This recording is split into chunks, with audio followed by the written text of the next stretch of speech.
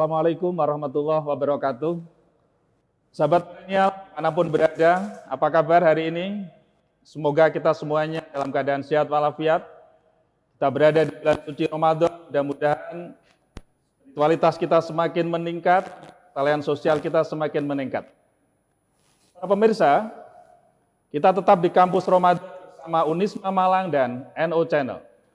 Di tengah krisis yang sedang mendera bangsa kita, ayo kita tetap jaga kekompakan, jaga kesatuan dan persatuan.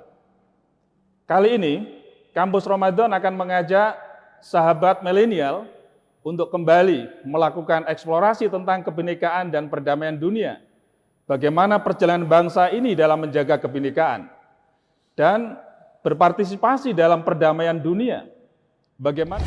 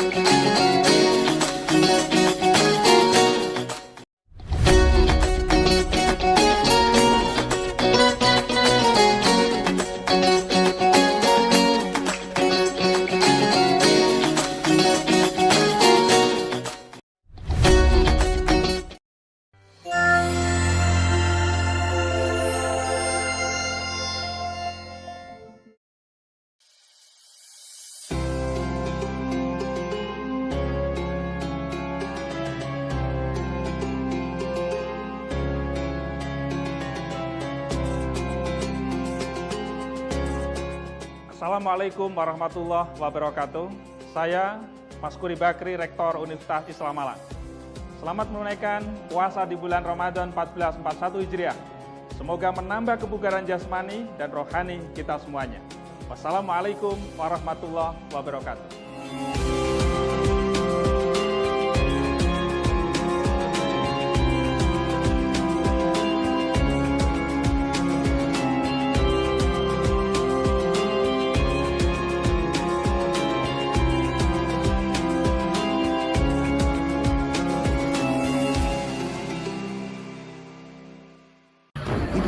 Universitas Islam Malang.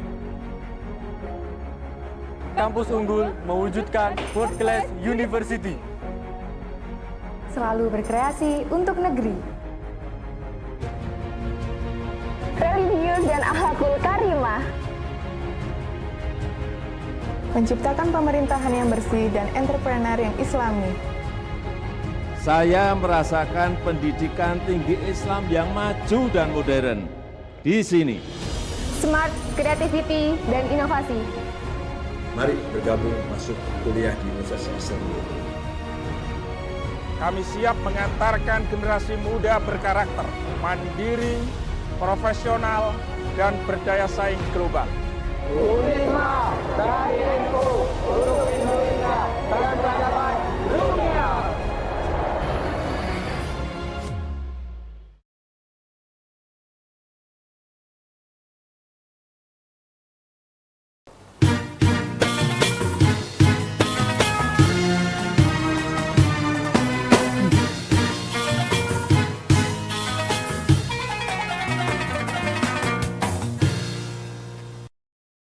Assalamualaikum warahmatullahi wabarakatuh. Sahabat milenial dimanapun Anda berada, apa kabar kita hari ini?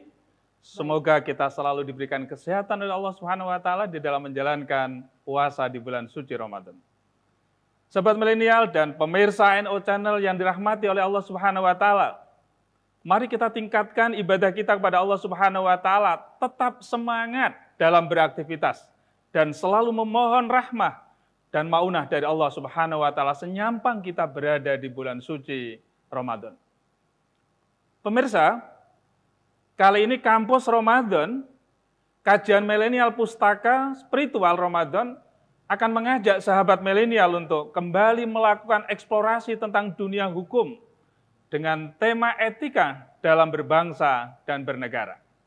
Betul, setuju sekali Prof. Karena etika merupakan indeks nilai atau referensi dan standar atau batasan yang mengatur bagaimana manusia bersosialisasi dengan sesama manusia. Betul sekali. Oke sahabat milenial, tentunya kita akan mendapatkan ilmu yang lebih komprehensif. Bagaimana kalau kita undang narasumber yang lebih expert di bidangnya tersebut, Prof? Betul sekali.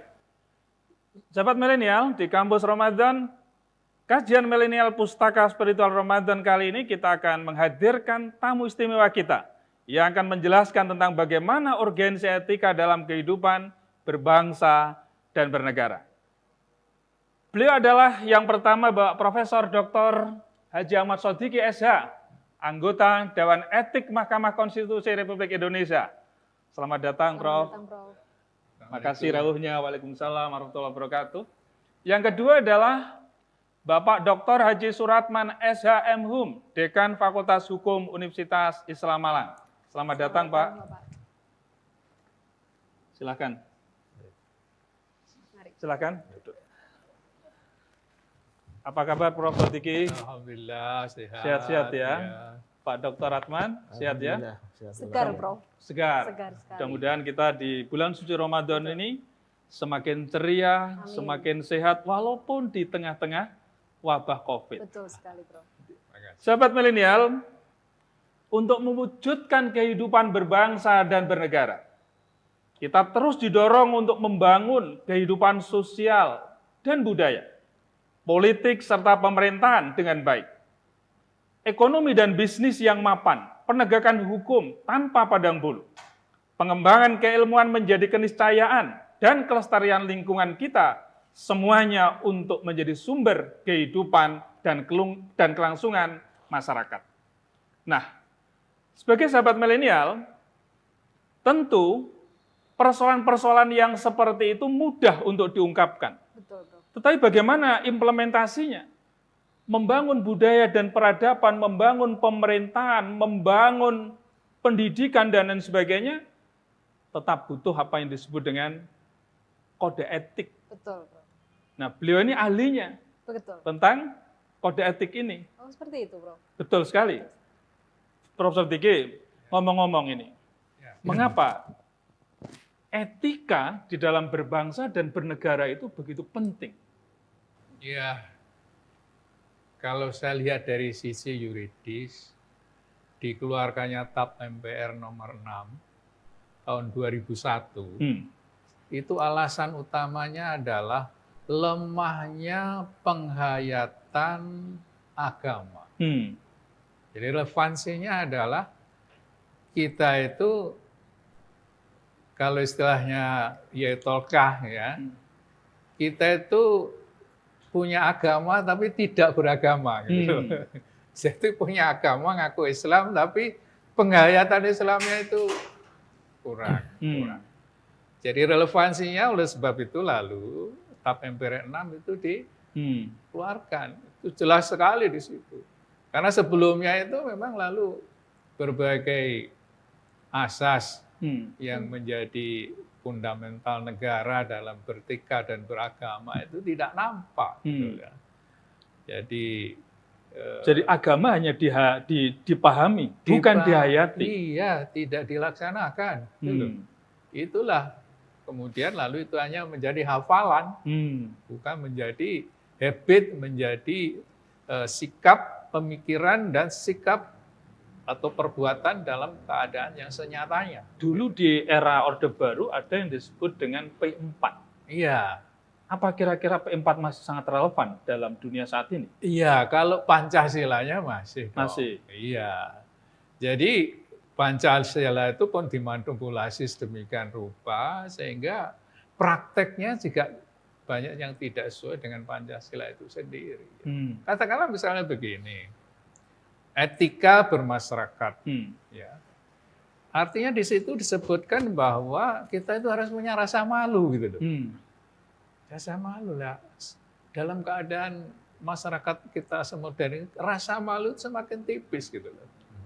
Orang korupsi dianggap biasa saja, enggak malu. Ya, orang kemudian melakukan penyelewengan, penyuapan, bahkan korupsi bantuan sosial itu luar biasa toh. Iya, iya. Makanya saat sekarang ini kita sudah dikumpulkan bantuan sosial. Awas loh, ini hal-hal yang laten itu, yang namanya korupsi itu harus diwaspadai juga itu loh. Nah, disinilah kemudian relevansinya kejujuran itu lalu menjadi penting. Iya, iya. Jadi rasa malu itu adalah bagian dari etika. Iya. Rasa malu itu. Dan itu harus dijaga ya, Prof. Betul. Jadi rasa malu bukan hanya sekedar malu kalau melaksanakan kejahatan, tetapi juga malu kalau tidak melaksanakan aturan-aturan yang ada. Betul. Betul. Jadi etika itu bukan sekedar etika menghindari, tapi etika untuk melakukan. Begitu, Bro, Betul, kira-kira. betul. Bahkan di dalam putusan Mahkamah Konstitusi itu, tidak pantas orang sudah dipidana itu menjadi pejabat publik. Seharusnya tidak boleh Tidak sudah. boleh itu. Karena itu bagian dari uswah ya. Iya. Tapi karena politisasi kadang-kadang kemudian ada juga yang tolkan diri kemudian jadi. Tapi sekali lagi kemudian melakukan tindak pidana sama dengan apa yang telah dilakukan itu. Itu ada banyak pejabat yang begitu. Tidak perlu saya sebut karena sudah ada di koran-koran. Media massa ya. Iya, iya. Makanya MK mengatakan tidak pantaslah kamu itu. Tidak bisa jadi teladan. Nah, disinilah fungsi teladannya itu lalu sangat dibutuhkan di dalam masyarakat itu. Baik. Karena kita kan masyarakat itu kan lebih paternalistik. Ya. Lihat siapa sih yang di muka itu. Kalau yang ke muka itu kemudian meneladani seperti sesuatu yang baik, ya ikut gitu. Betul, Karena betul korupsi itu korupsi jamaah, bukan korupsi itu makan sendiri gitu. Iya, iya, iya. Dengan pimpinannya, dengan anggota-anggotanya. Kalau misalnya suatu saat dia tampil lagi, sudah korupsi, tampil lagi, kemudian masyarakat melihat, alah dia juga dulu korupsi, begitu ya? Makanya kemudian KPU mengatakan tidak boleh nyalonkan lagi gitu. Ya. Karena nyalonkannya gitu juga dengan uang. Siapa yang berani, yang punya uang? Gitu. Jadi itulah sebabnya lalu sekarang ini lalu orang-orang yang baik itu karena tidak punya uang, tidak bisa tampil. Baik. Gitu loh. Pak Dr. Suratman, ini Ya, Bro. selaku akademisi ya, sebagai dekan Fakultas Hukum, etika itu menjadi salah satu kunci di dalam mengembangkan bangsa dan negara kita ini. Dalam sudut akademik seperti apa? Baik, Prof. Jadi kalau tadi Prof. Sodiki menyampaikan bahwa etika ini harus dilaksanakan dengan sebaik-baiknya dan perlu ada figur yang menjadi teladan. Di lingkungan lembaga pendidikan, etika itu betapa sangat pentingnya untuk dijaga dan diterapkan. Sebab kalau misalnya itu tidak dilakukan, maka yang terjadi adalah mengarah kepada tindakan-tindakan yang destruktif, tindakan-tindakan yang kurang bagus, tindakan-tindakan yang tidak menghargai orang lain, tidak menghargai lingkungan, dan lain sebagainya. Ya. Prof. Sodiki, mungkin saja adalah bagaimana Rasulullah pada saat itu menjadi seorang Nabi Rasul, bahkan menjadi kepala negara. Ya. Kira-kira prototip dan role modelnya Rasulullah, ruh atau katakanlah spirit yang dibangun oleh Rasulullah pada saat itu, kira-kira bisa nggak diimplementasikan? Oh, saya kira bisa. Ya. Tinggal kemampuan kita untuk mengadopsi atau menjalankan itu. Ya. Kalau di pendidikan sebetulnya kan gampang saja ya. Plagiasi itu melanggar etik itu. Jadi ngaku karangannya orang lain sebagai karangannya sendiri itu loh. Itu banyak kemudian. Dan gampang plagiasi itu. Satu itu ya. Oleh sebab itu lalu dalam hal yang demikian itu harus ada tindakan. Makanya kita di lingkungan kita ini sudah ada alat untuk mendeteksi plagiasi itu. Dan ini salah satu hal yang menjadi concern kita untuk menegakkan kejujuran. Bahkan dalam konteks berbangsa dan bernegara dengan latar belakang kehidupan masyarakat yang sangat heterogen. Rasulullah pun juga tidak membeda-bedakan antara Muslim dan non-Muslim. Ya.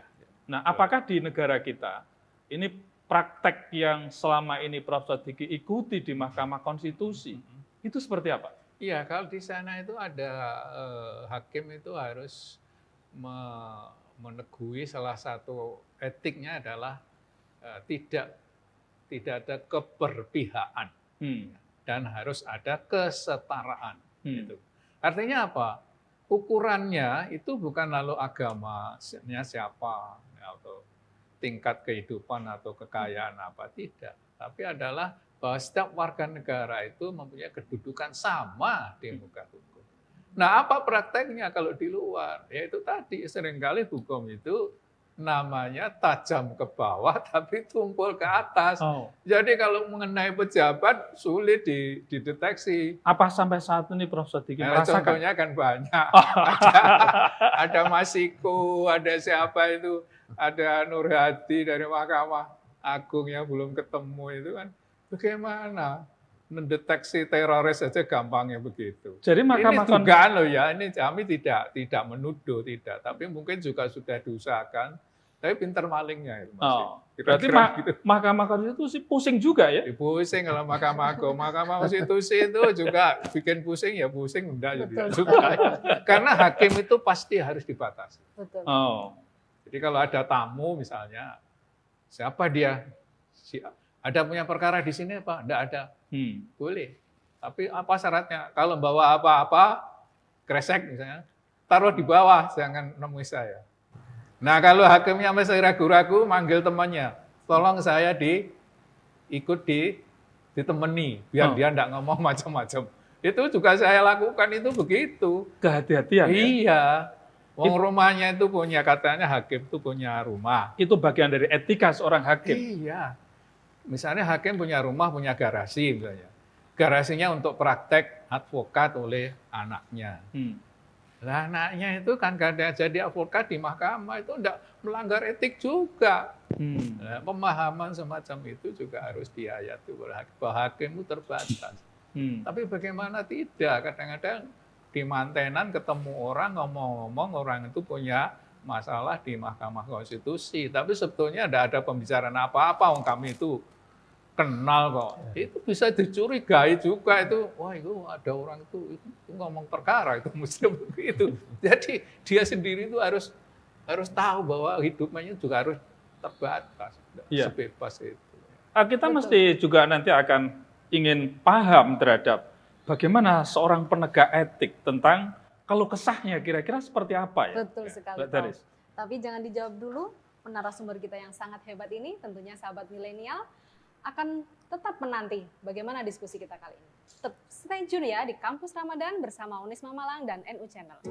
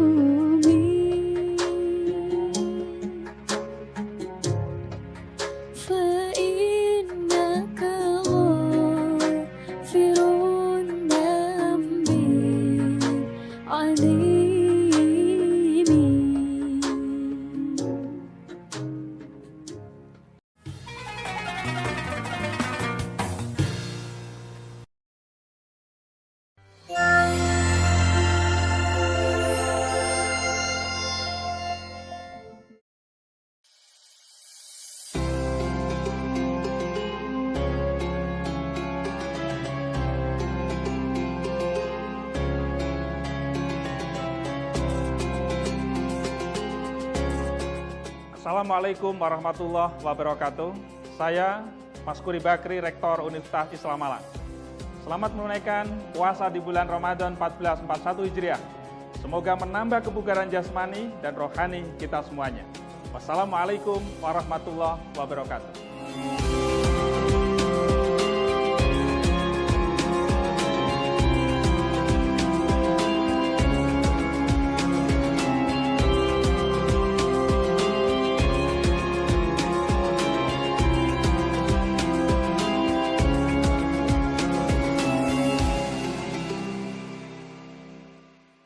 Universitas Islam Malang.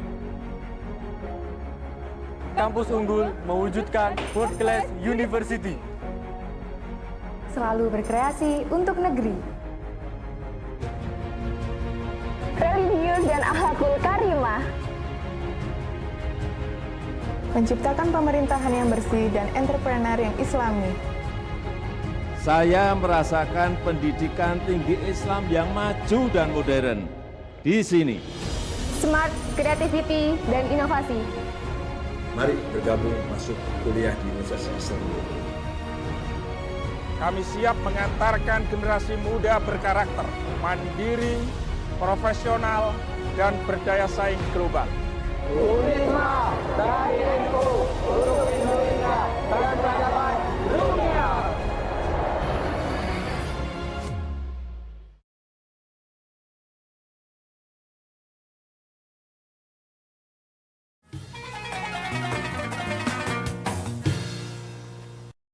Hai sahabat milenial semuanya, masih di Kampus Ramadan bersama kerjasama Universitas Islam Malang dengan NU Channel. Sepertinya obrolan kita harus diperlanjut, Prof. Karena Betul. sepertinya asik sekali. Asik sekali. Betul, terkait etika, Prof. Etika. Terkait moral, Betul. keteladanan. Betul Iya, sekali. Bagaimana, Prof? Kita sekarang beralih ke Pak Dekan. Ya. Tadi sudah banyak dikasih intro oleh Prof. Sodiki. Ya, Pak.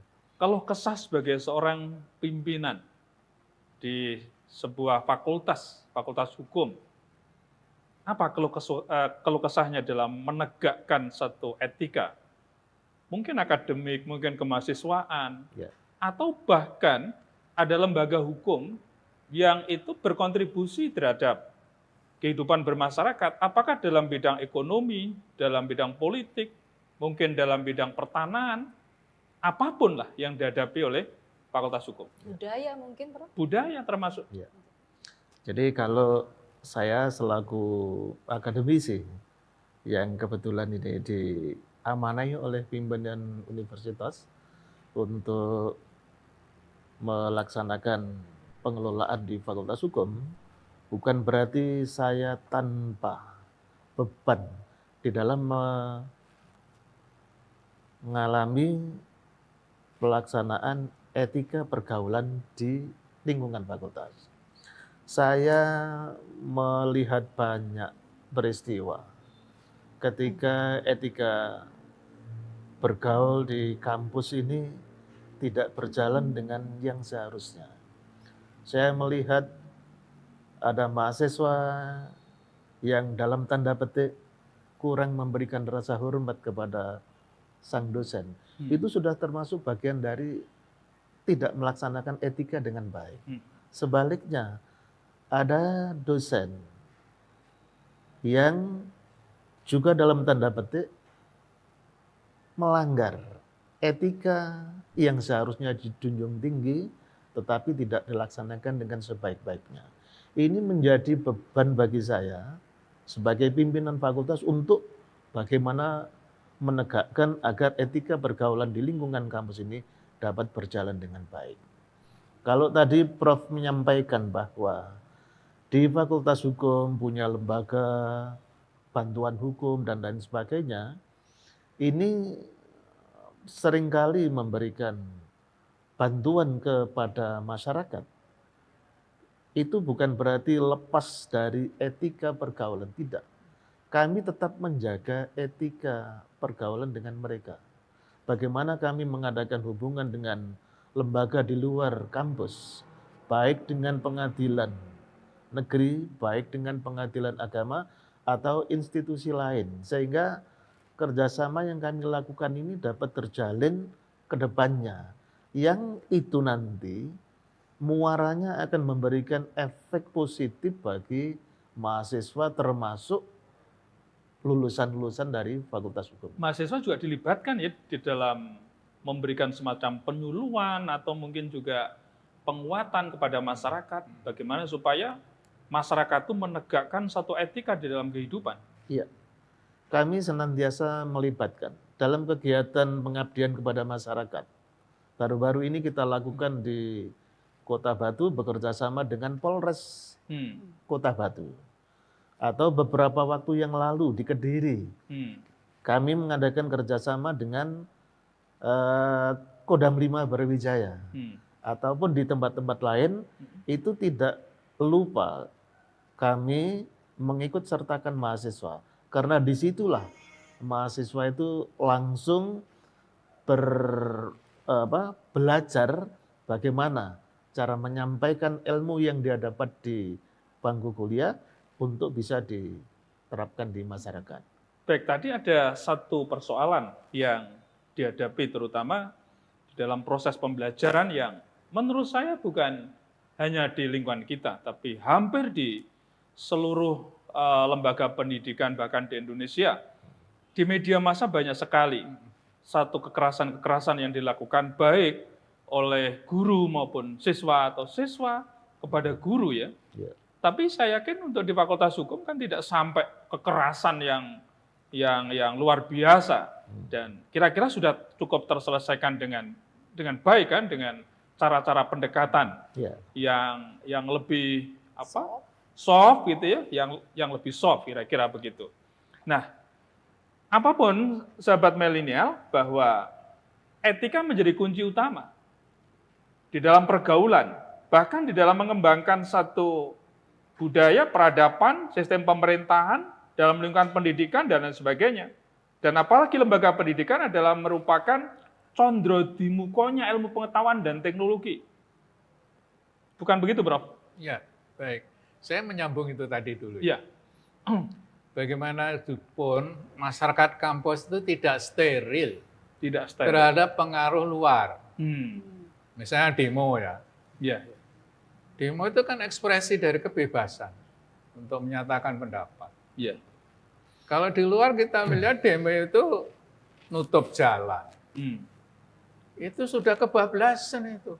Lah kalau nutup jalan lalu Anda punya istri mau melahirkan di rumah sakit, tutup apa ya harus melahirkan di situ? Melanggar hak asasi manusia. Iya. Jadi menerapkan hak asasi manusia harus menghormati hak asasinya orang lain. Itu ekspresi seperti rumah tangga lah. Rumah tangga bentrok antara suami istri. Apa yang terjadi? Suaminya mecahi piring, mecahi kaca. Itu apa hubungannya itu? Rugi sendiri ya? Iya. Dan di kampus saya lihat kadang-kadang ada juga begitu. Tapi mudah-mudahan tidak melanda di Indonesia. Kebablasan itu pembelajaran.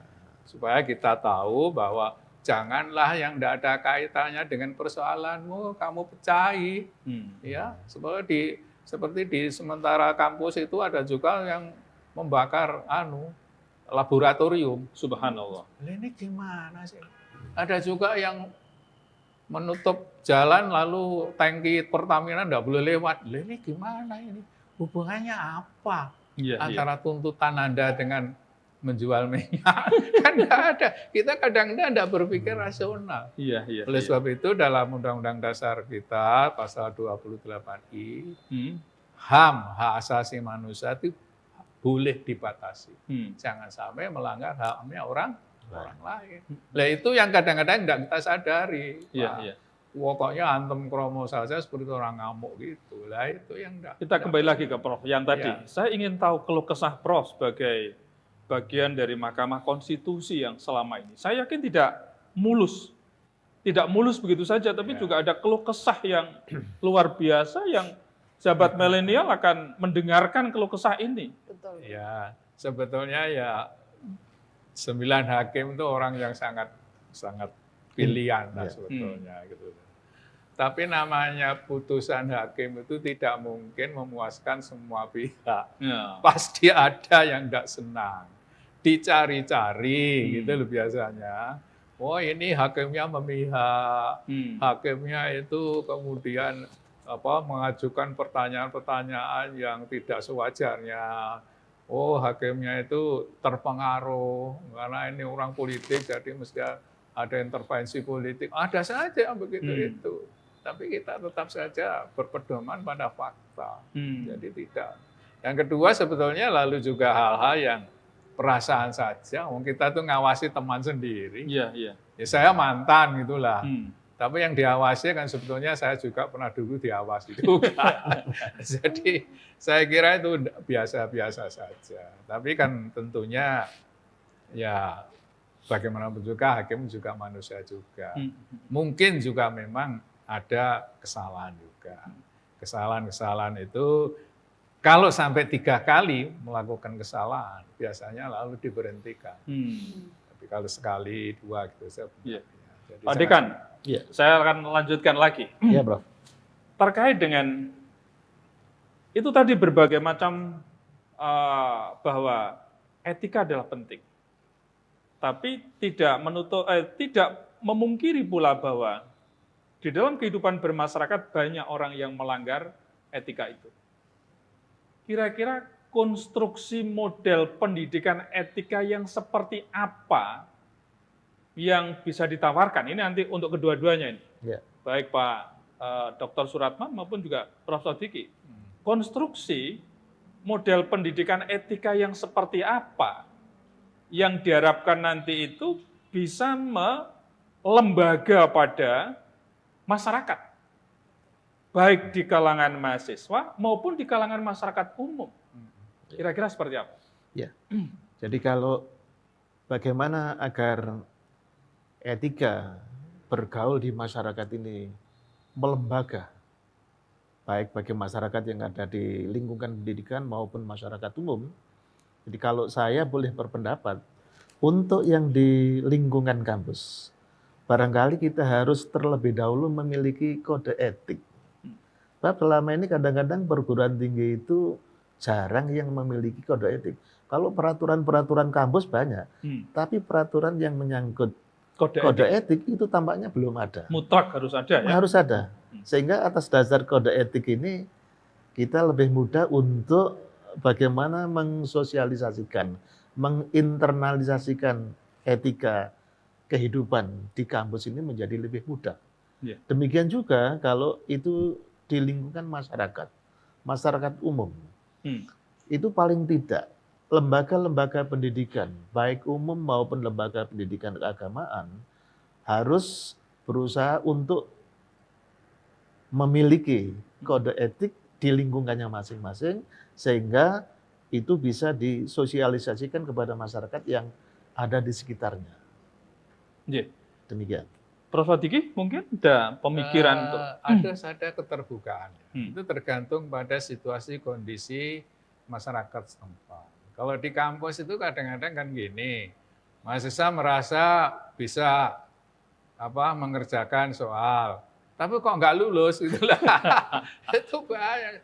Lalu dalam begitu itu baik dosen maupun mahasiswa harus terbuka, harus tabayun kepada dosennya. Kenapa kok nggak lulus? Dia harus jujur. Kalau memang dia ngoreksinya ngantuk-ngantuk, kemudian dikasih nilai D ya jujur saja, ya diperbaiki gitu aja lah. Nggak usah demo lah. Gitu ya. Jadi baik dosennya maupun mahasiswa jangan cepat marah. Karena kita kan juga manusia juga. Koreksi itu berat loh bagi dosen. Kalau mengajar mungkin masih enak ya. Tapi koreksi itu kadang-kadang memang ya bisa salah juga. Itu loh. Jadi pendekatan-pendekatan yang soft, yang menganggap dosen itu sebagai pembimbingnya atau siapa yang punya ilmu, ya tanya aja lah itu. Jangan tolong Pak ini kok begini. Ya, sebagai dosen kalau memang merasa bahwa dia salah, ya wis tak diperbaiki ya enggak apa-apa. Kan enggak dosa itu memperbaiki. Kalau dalam konteks kehidupan bernegara kita tahu ketika ada pemilu misalnya saja. Pemilu kepemimpinan kepala daerah misalnya saja. Etika itu seringkali menjadi nomor sekian. Betul. Tapi kenapa ini dari pihak-pihak terkait belum memberikan satu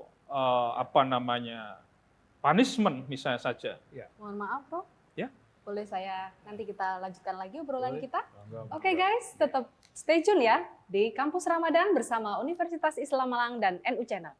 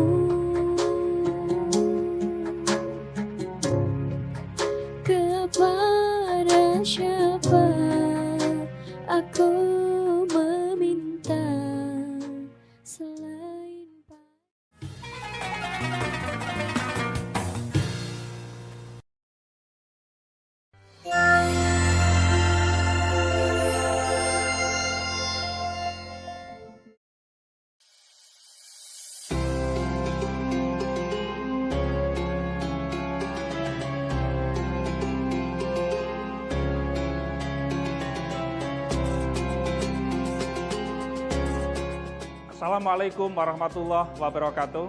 Saya Mas Kuri Bakri, Rektor Universitas Islam Malang.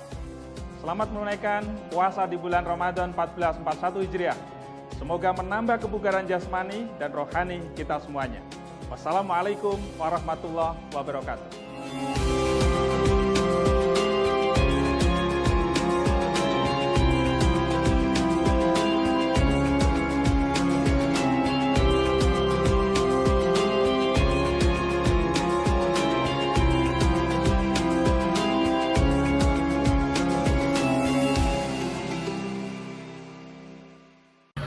Universitas Islam Malang.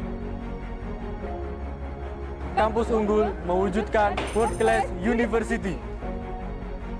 Selalu berkreasi untuk negeri. Religius dan akhlakul karimah. Menciptakan pemerintahan yang bersih dan entrepreneur yang islami.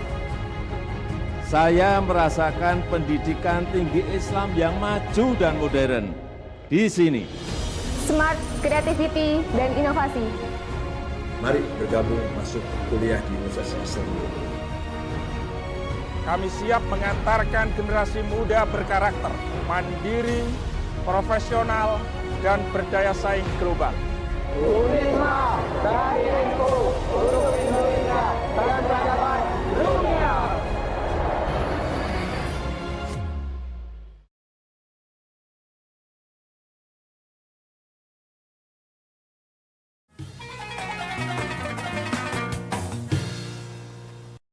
Baik, sahabat milenial yang dirahmati oleh Allah Subhanahu wa taala, kita sekarang sudah berada di segmen ketiga. Betul. Terkait dengan kajian kita yang sangat menarik, urgensi etika dalam kehidupan berbangsa dan bernegara. Tidak terasa ya, Prof? Tidak terasa sekali.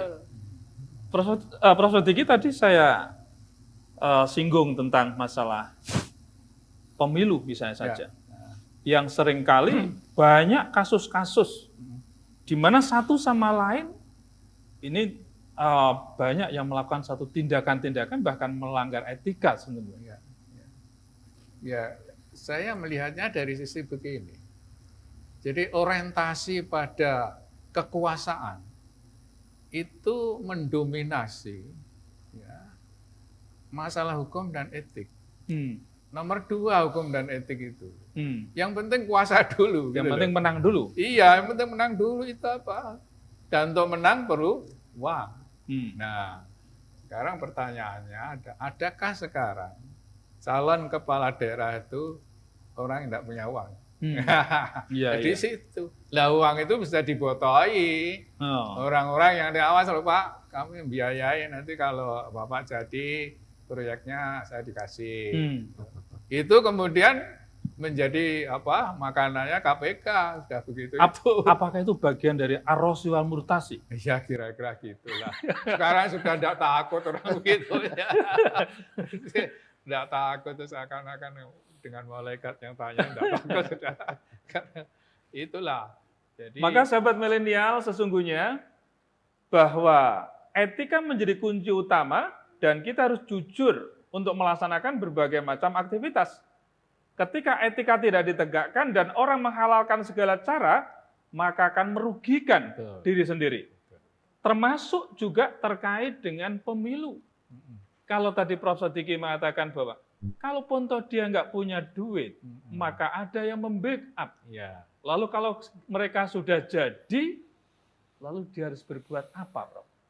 Ya sudah jadi, lalu ya tinggal memanfaatkan orang yang membiayai itu untuk menagih uang yang sudah dikeluarkan itu. Nah, untuk menagih itu duitnya dari mana mereka ya? Dari proyek. Dari proyek. Dari proyek. Proyek sekian persen. Oh. Jadi 100% dikurangi 5%. Oh. Dari berapa persen turun lagi, siapa yang main lagi turun 5% lagi. Jadi harga proyek itu enggak 100%. Bisa sampai 60%. Makanya banyak SD yang roboh. Subhanallah. Itu SD roboh, jembatan baru dibangun roboh, ya memang kualitasnya begitu itu. Itu antara ya pasti mereka walaupun diawasi, karena yang ngawasi pun kebagian dari persentase itu. Itu kan gitu. Jadi ternyata menjadi pemenang pun juga tidak akan menjamin kebahagiaan dunia akhirat ya. Pasti Betul, Prof. Karena itu akan menjadi tanggung jawab nanti. Tanggung jawab. Dunia juga tanggung jawab. Beban di akhirat. apalagi di akhirat lagi. Iya. Semakin beban. Betul. Ya. Nah, Pak Dekan. Ya, Prof. Ini kan kita mempersiapkan kualitas sumber daya manusia ya. Ya. Untuk bangsa dan negara. Konstruksi pendidikan yang seperti apa yang Pak Dekan lakukan? Ya. Jadi untuk memberikan bekal etika kepada mahasiswa. Ya. Jadi kalau kaitannya dengan bagaimana kami selaku pimpinan fakultas akan memberikan bekal kepada mahasiswa kami, maka yang pertama-tama kami garap adalah kurikulumnya dulu. Kurikulum. Ya. Kurikulum yang bagus akan menghasilkan lulusan yang bagus. Di dalam kurikulum itu pun nanti ada etika-etika. Apakah built-in di dalam seluruh kurikulum di Fakultas Hukum itu ada etika-etika? Meskipun tidak built-in, secara khusus, ini kebetulan saya sendiri mengajar mata kuliah pendidikan Pancasila atau pendidikan kewarganegaraan. Di situ saya masukkan hal-hal yang terkait dengan tindak pidana korupsi. Bagaimana kami menyampaikan kepada mahasiswa, ini loh tindak pidana korupsi yang tidak boleh dilakukan. Korupsi dalam pengertian yang lama menurut aturan undang-undang hanya merugikan keuangan negara dan seterusnya. Tetapi dalam peraturan undang-undang yang baru itu kan diperluas sampai dengan menerima gratifikasi itu. Nah, dengan memberitahukan kepada mereka, termasuk tadi oleh Prof. Sodiki sudah disampaikan, ketemu di ruang pengantin, di resepsi perkawinan. Wong ini teman saya, salaman, omong-omongan. Kebetulan orang melihat dia sebagai punya kasus yang sedang ditangani oleh hakim.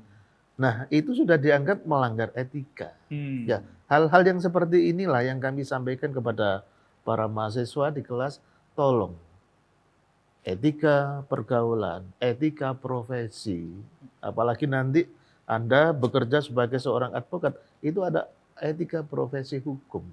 Nah, dari sinilah mereka itu kemudian mengetahui, oh ternyata tidak hanya saya pandai dalam bidang keilmuan, tetapi juga harus memahami tentang etika profesi hukum itu sendiri.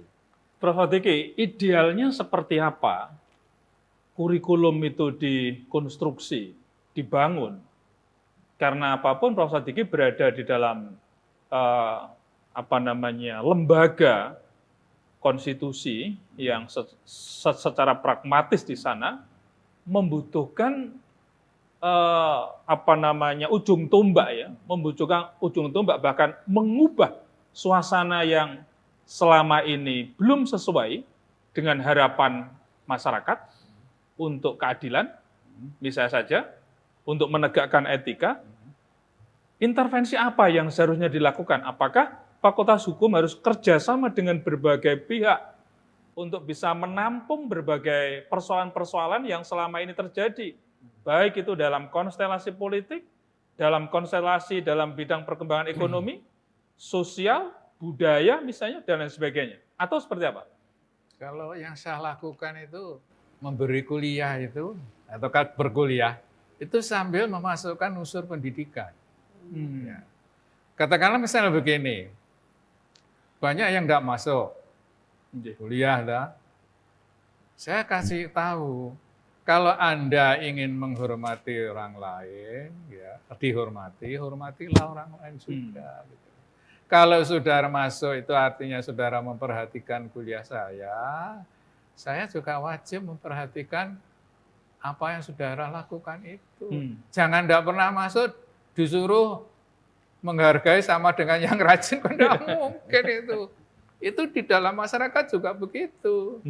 Jangan minta dihargai kalau saudara sendiri tidak bisa menghargai orang lain, gitu loh. Ini masukkan dulu, ya, supaya mereka aware. Oh begitu toh hidup. Ibda' binafsik. Iya, jadi begitulah cara memasukkan unsur pendidikan itu. Nah, di sisi lain juga begitu. Saya kadang-kadang kuliah kan biasa toh, ngomong sendiri, gumbruk-gumbruk gitu toh. Saya diam.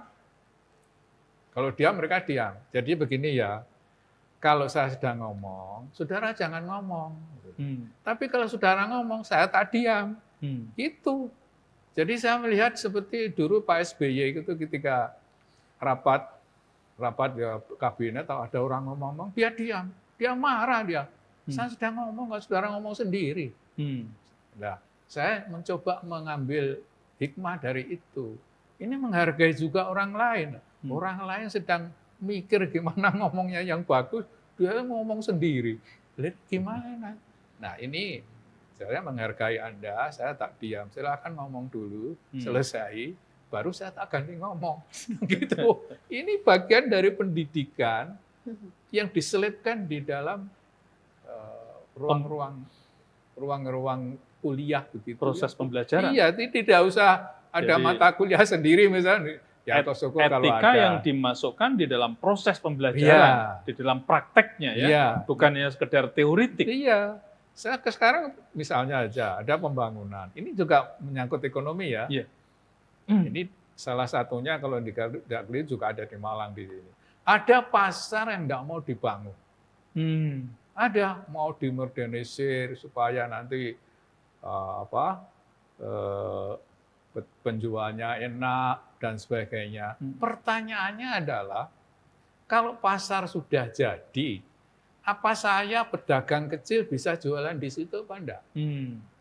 Kalau saya enggak kuat nebus bedak ya, untuk apa dibangun?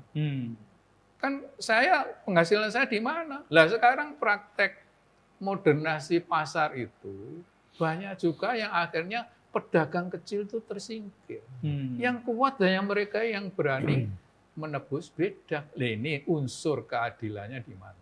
Harus ada win-win solution. Iya, harus ada. Makanya ada, kalau enggak sementara di kota tertentu, saya bisa jualan di situ atau tempatnya di mana, luasnya berapa. Itu benar. Buat apa dimodernisir kalau saya enggak bisa jual di situ? Hanya yang kaya-kaya nanti akhirnya menempati itu. Nah, ini bagian dari pembangunan. Sehingga keperbiakan pada masyarakat miskin menjadi terabaikan. Jadi pembangunan harus menguntungkan semua pihak, bukan pembangunan yang mengorbankan satu pihak dengan keuntungan pihak yang lain. Itu masalah keadilannya ada di situ, etik juga di situ. Sungguh luar biasa yang disampaikan oleh kedua narasumber kita terkait dengan bagaimana pentingnya sebuah etika dan sekaligus problematika yang dihadapi sekaligus konstruksi untuk membuat semacam masyarakat agar supaya dia bisa melaksanakan etika dengan baik melalui berbagai macam cara kurikulum, bahkan termasuk operasionalisasi yang sudah dicontohkan oleh Prof. Sodiki tadi. Tapi sahabat milenial, waktu yang membatasi kita semuanya. Betul, Prof. Maka kita minta kepada kedua narasumber kita untuk memberikan closing statement, diawali oleh Pak Dr. Suratman. Saya persilakan. Terima kasih, Prof. Pada kesempatan yang baik ini, saya ingin menyampaikan betapa pentingnya etika pergaulan baik dalam kehidupan berbangsa dan bernegara maupun bermasyarakat. Lemahnya penghayatan terhadap etika itu yang menjadi penyebab kenapa etika pergaulan di dalam kehidupan masyarakat ini menjadi kurang begitu baik. Terima kasih. Baik, terima kasih. Silakan Prof. Sodiki. Saya kira penyakit utama kita itu kan masalah korupsi. Ketika pemerintah membebaskan narapidana non-korupsi, termasuk non-narkoba dan teroris, mereka juga pengen dibebaskan juga gitu loh. Tapi jawabannya pemerintah juga bagus. Satu ruangan mestinya kapasitasnya 20, diisi 50. Wah ini, sedangkan kamu yang koruptor sudah punya ruangan sendiri kok. Nggak mungkin kena virus itu. Kok minta dibebaskan? Anda. Nah ini keadilan juga. Betul sekali. Karena mereka itu mengkorupsi itu juga mengkorupsi haknya orang-orang miskin. Betul. Ya, Pak? Betul. Duitnya orang miskin dikorupsi.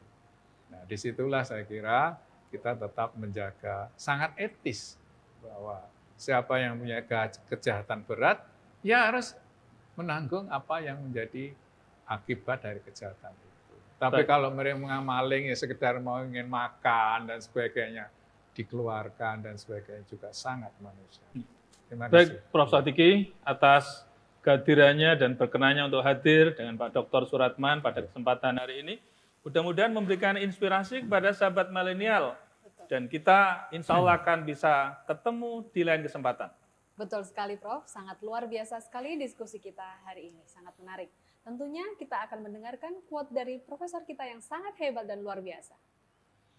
Sahabat milenial yang dirahmati oleh Allah Subhanahu wa Ta'ala, berdasarkan pada kajian kita tentang urgensi etika dalam kehidupan berbangsa dan bernegara, maka sahabat milenial perlu pahami, paras menawan dan otak brilian bukanlah jaminan meraih kesuksesan dan kedamaian. Insan yang beretika, berkarakter, beradab, dan merupakan idola bagi setiap insan, mencapai puncak kedamaian dari spirit ilahi Rabbi yang penuh kasih sayang sepanjang zaman. Demikian sahabat milenial, mudah-mudahan kita selalu dirahmati oleh Allah Subhanahu wa Ta'ala. Wow, sangat luar biasa sekali. Bagaimana pemirsa kajian milenial Pustaka Spiritual Ramadan, dan tentunya sahabat milenial semuanya, kita tetap di Universitas Islam Malang dan NU Channel. Akhir kata dari saya, terima kasih atas segala perhatian dan mohon maaf atas segala hilaf. Wallahul muwaffiq ila aqwamit thoriq. Wassalamualaikum warahmatullahi wabarakatuh. Salam.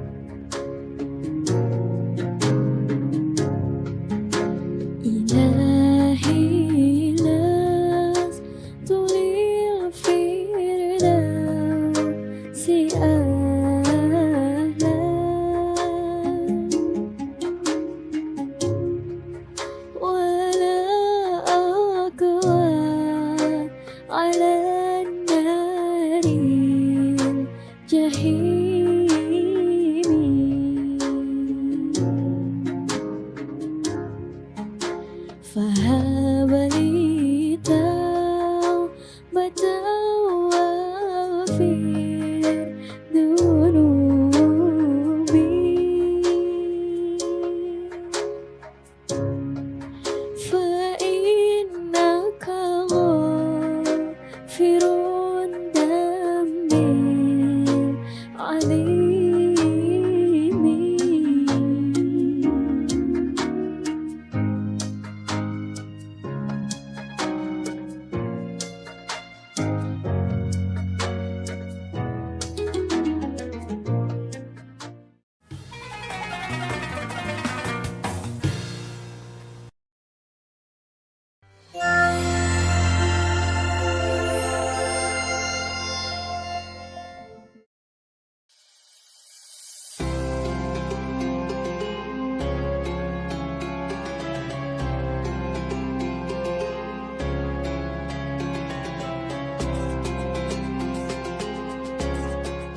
Assalamualaikum warahmatullahi wabarakatuh.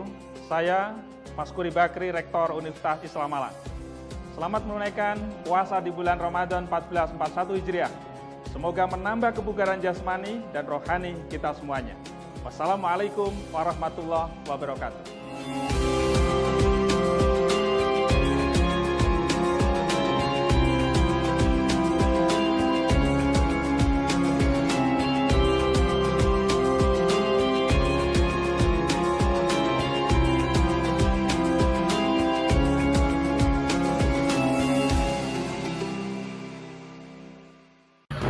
Universitas Islam Malang. Kampus unggul mewujudkan World Class University. Selalu berkreasi untuk negeri. Religius dan akhlakul karimah. Menciptakan pemerintahan yang bersih dan entrepreneur yang islami. Saya merasakan pendidikan tinggi Islam yang maju dan modern di sini. Smart, creativity, dan inovasi. Mari bergabung masuk kuliah di Universitas Islam. Kami siap mengantarkan generasi muda berkarakter, mandiri, profesional, dan berdaya saing global. Unima,